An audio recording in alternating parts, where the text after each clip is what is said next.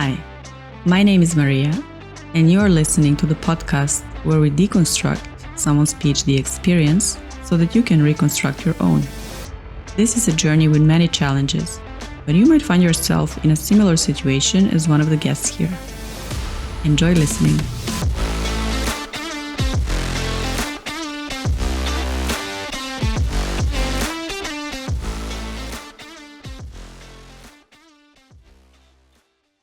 Hello, people on the other side of this listening machine. This episode is going to be fully audio, meaning no video. And I've been hesitating a lot what to do about it, which one is better, what does the audience want. Of course, different people want different things. But coming back to what I value in life, that was not spending more time behind the screen than necessary. Not engaging in entertainment that was unwanted. Yeah, this is what I feel with Instagram. It's been a few months that I'm there, and I never fully resonated with it. I value spending time with people, one-on-one, spending time in nature, spending time doing your hobbies.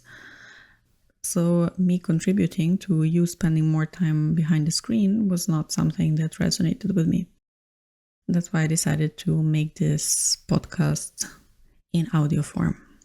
The point is not to entertain you here and, you just spend half of your day online not knowing where it went, but being very mindful of where you are investing your precious time. So if you do decide to invest your precious time listening to this podcast, I hope it brings you some inspiration. Or if it brings you something else, please share. And why I was stuck in this analysis paralysis, I was like, okay, what I'm going to do here, what I'm going to make audio, video, etc.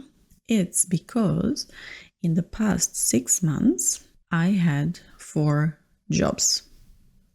And why I'm sharing this, on one side, it will sound like bragging. On the other side, it will sound like this woman is crazy. Who the hell can do that? Sometimes you don't even know what you're capable of doing until you are in that situation, right? Some people share that when they run, that the body starts complaining.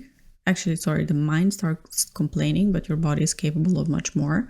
So you end up running much more than you thought if you overcome your mind. So yeah, that was the case with me and my 4 jobs. So why am I sharing this? It's because when I was doing PhD, I thought, okay, doing PhD, it means either you are going in the academic direction or you are going in industry. That's it. Going industry, meaning you are doing a 9-to-5 job. You are working as an employee for somebody else KPIs, goals, whatever. Or you are working for your own thing, as in your own research, like being a professor, publishing results, etc. So these were like 2 options in my mind. And I thought back, okay, the past 6 months I've been doing at the same time 4 different jobs. None of them have to do with academia, in a sense, becoming a professor, 0. And none of it has to do with like really full-on working in industry. Part of it does, so I'm not gonna lie. Now let's break it down. What are those 4 jobs?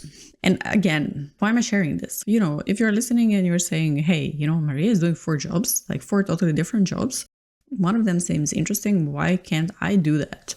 There's absolutely nothing more specific about me or about somebody else that you are not able to do.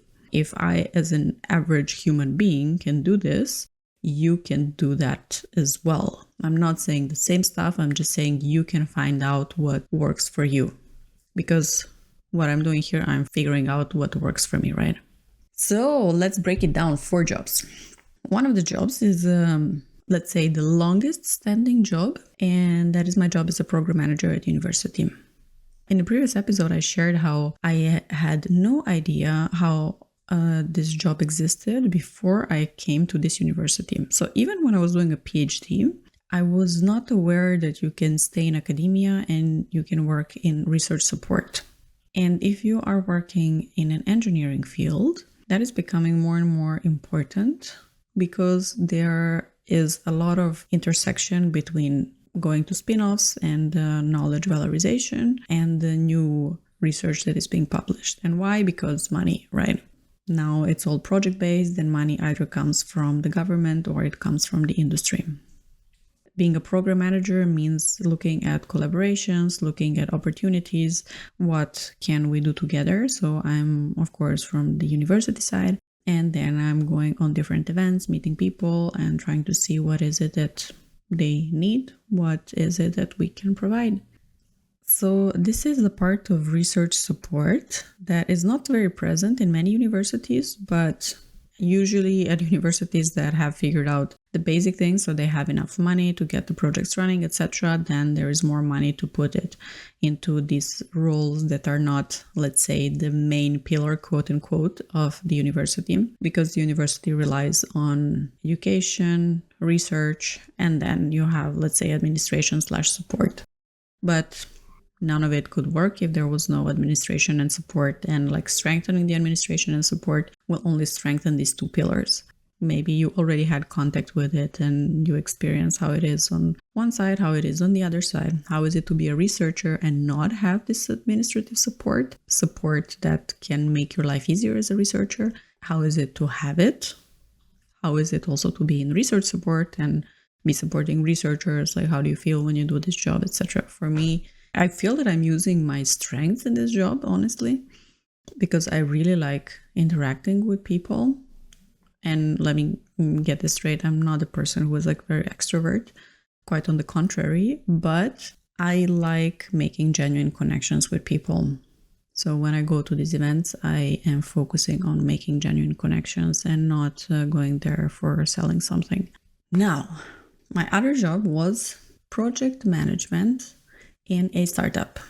So this is a group of people that I know from before, and a few years back they made a startup, and there was this moment in my life when I was hesitating, what do I want to do, etc. It was 1.5 years ago, and that is exactly the time when they approached me and they were like, hey, we heard that you are thinking about different options. Like I shared it only with a few people, but the word went out. And the word went out to the right people. So don't get me wrong. It's amazing how you can use the power of your network and the power of your environment to also come to you. So you don't have to always be like reaching out and you are the one who is like hunting for something. So they came to me and they said, oh yeah, we are looking for a project manager. You have this experience. So would you be interested? I was like, yeah, sounds like an amazing opportunity, working with great people, working on also very, very interesting technology. Coming back more to the technical things, that I went a bit further in my role as a program manager. So that was my other job. So I was working 60% at university, 40% in a startup. And then I started developing my own business, doing coaching. I cannot put a number on it, how many hours I spent, but probably the rest of my time, like everything there was, I put into it. My evenings, my weekends, really, really a lot. When you're starting something off and you're super excited about it, then you don't care how much time you spend on it. And I have to say, this still holds me, that I'm very passionate about it. The fourth job was teaching dancing, couples dancing, Brazilian zouk. And this opportunity came totally, again, out of nowhere, quote unquote. So let me share a bit the history of dancing. In my case, I started dancing when I started doing my PhD.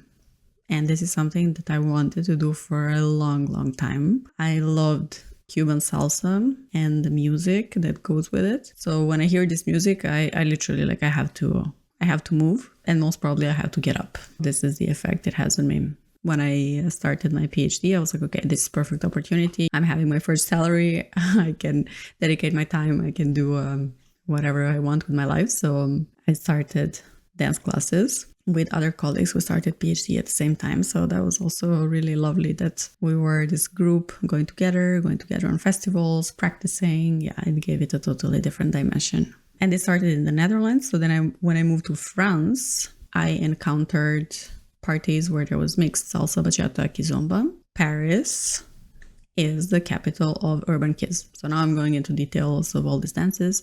Maybe some of you will understand what I'm saying. If not, then I'm saying it only for my soul. So I saw the urban kids there and I loved it. And since it was the capital, I was like, okay, let's use this opportunity. I'm here for a few years and I'm going to learn from the best and stay here. This is what I did for 3 years. It was really an amazing experience. And then when I came back to the Netherlands, I had this cycle somehow completed. Kizomba was not anymore part of my world. Dancing still was a big part of my universe. So I was looking for what is the dance that can fulfill me at that moment. And when COVID started, this opportunity of dancing Brazilian Zouk presented itself. And then at the end of last year, when I had this moment like, okay, I feel that now I want to focus on different aspect or like circle this experience and step back. So I decided with my dance partner that we are going to stop classes. And literally 1 week or 10 days later, there's a dance teacher calling me and saying, hey, like I've been thinking, would you be interested to teach with me?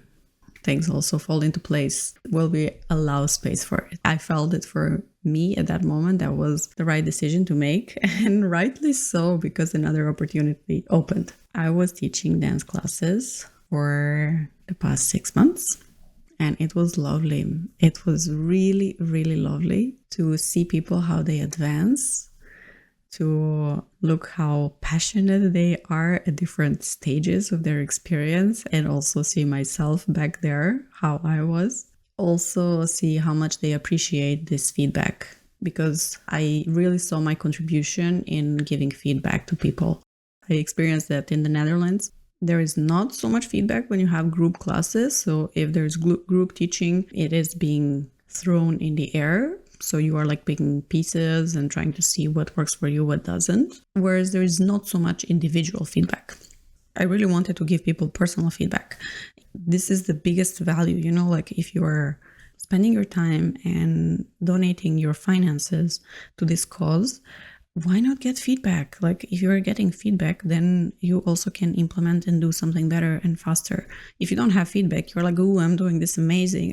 Can feel amazing. Then you start dancing with another person and somebody else is like, I don't really feel comfortable. Think about conversations. So like the more people you speak with, the easier it's going to get. And then you are going to get used to like different styles, how people like to speak, different jokes, when it starts to become serious, etc. It's the same with dancing. When you get this feedback on dance classes, then you can also sit in the element and be like angry, like, oh, this teacher is really just looking at me and I'm doing this good. This is like our ego, call it whatever, speaking and doesn't want to be hurt and wants that everything is perfect. On the other hand, if you're like, oh, okay, let me try, there is this feedback from somebody who has slightly more experience than I do. So let me try it. Doesn't mean that it's like the answer, but let me try it. So then you try it and then you see, and then you decide for yourself what works. So I have to say that I was very grateful to see how people were welcoming for this feedback. That was where I saw my biggest contribution, together with some crazy warm-up routines that we were doing. And I'm happy that people were very open to do that. So yeah, you can see how passionate I am for this. But also the fact teaching takes away a lot of pleasure. So in the past 6 months, it turned out to be a job for me. It was really interesting to see what it means when something is your pleasure, like pure pleasure, hobby, and when it turns into a job. When it turns into a job, then there's much more responsibility. Like we had to prepare classes, we had to make sure the focus is ultimate high during all the classes, etc. Whereas if you are just coming there as a hobby, you don't care like if your energy level is a bit higher or lower, etc. It's very, very different. So it did took away a part of this carelessness for me. Now I want to redistribute my focus, because you can imagine like having 4 different jobs with 4 different focuses. It was really freaking a lot. Yeah, my stress was quite high in some moments. So I decided to redistribute my energy, and unfortunately teaching dancing is not going to be part of my life until the end of the year. Because I am going to focus more on developing this coaching. Why I shared all of this? It's because I want to show you that there are so many opportunities. When you are doing a PhD, what you are doing essentially is you are solving problems. You are becoming expert in problem solving. And I can assure you that if you devote yourself to doing things wholeheartedly and doing something because you really want to, and not to get an affirmation from somebody, or somebody taps you on the back and says, oh, good girl, good boy, good job, whatever. But if you're doing something from the place of wanting, like, to explore further, you're curious, and that is the main driver. Like, if you think about research, the main driver should be curiosity. It's also like we as humans, we are very curious. That's how things like develop. That's how we were looking deeper into things, etc., etc. And maybe now all of that is becoming a bit more blurred because you have to think about a lot of things. But what is the main reason that you came here? What is the main reason that you wanted to be a researcher? This main reason is going to like pull you through all the bad times, and when there are good times, they're good, right? You don't pay special attention. But when it's bad, go back to this initial thing. Why did you start all of that? Maybe it was to get better understanding of something that you're really passionate about. Maybe it was to learn to use specific tools or specific techniques, to learn the research methodology. Maybe it was to work with specific people. So like if everything else is crappy and you're like, okay, but I'm still working with these people and I can still learn a lot from them and I'm enjoying this relationship, then lean on to that. There are different anchors that we can use during this journey. And I'm pretty sure that you have a lot to offer, really a lot. One part of you is being a researcher. Another part of you is doing some other crazy hobbies or doing something else in your free time. And I really do hope that you are doing other stuff and not saying, now I don't have time for anything else because it's a PhD. Oh, it's so serious. Like nothing else can happen. Yes, but also your life is happening at the same time. So if you decide to stop everything else, or people are continuing with their lives, nobody is waiting for you to finish the PhD. And I can tell you this from experience. Yeah, I was also focused like, oh my God, I'm doing a PhD. This is so serious. And sometimes I missed some big events. I was like, oh no, I have to do measurements, or I have to stay in the lab, or I have to do this. And there are going to be times that this will be the case, but there are times when you can also take a break because it's a few years of your life. If you think, okay, in the next few years of my life, I'm going to focus on being like this or doing that or not having a social life, that's fine. But know that you're also programming yourself for afterwards. So if you're unconscious about it and the PhD is over and you're like, ooh, okay, it's over. Now I can finally breathe. And you just continue doing with your same programming, then not much is going to change. And maybe you will end up frustrated afterwards because you have forgotten your friends, you have forgotten your family, you have forgotten your hobbies. It's not on and off switch. You do need to reprogram yourself to a new version of you, like to upgrade the software.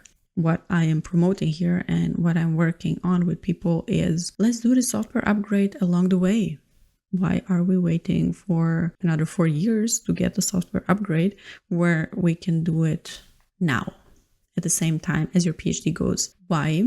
Because it will also bring you more joy and you will be more peaceful, because it is quite a stressful period when we are focusing only on the goals, on publishing papers, on getting to that piece of paper that you're going to wave in the air. And then what matters is not a piece of paper. It's the experience that you have gone through. It's all these years that you have been doing measurements, you have been showing up, you have been doing simulation, you have been trying to figure out how to do things. You have been trying to collaborate with people successfully or unsuccessfully. You have figured quite a lot of things on the way. There is a hell of a lot that you can offer and hell of a lot that you have already learned. And if you want, you can do 4 jobs. I don't recommend it, but you can do like more than 4 jobs. Like as an option, you have for sure so many options, and it is only up to you to believe that. Yes, There are going to be specific conditions in the world. There are going to be specific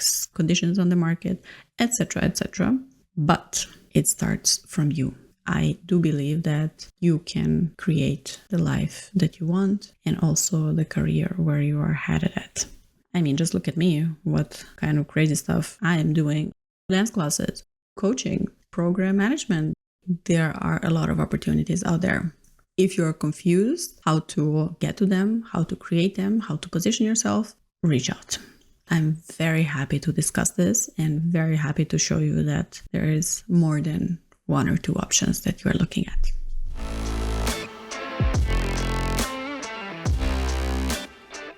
Thanks for listening to this podcast episode. If there was anything that you discovered or found remotely interesting, do share. I'm always curious to hear what is it that you resonated with. See you in the next episode.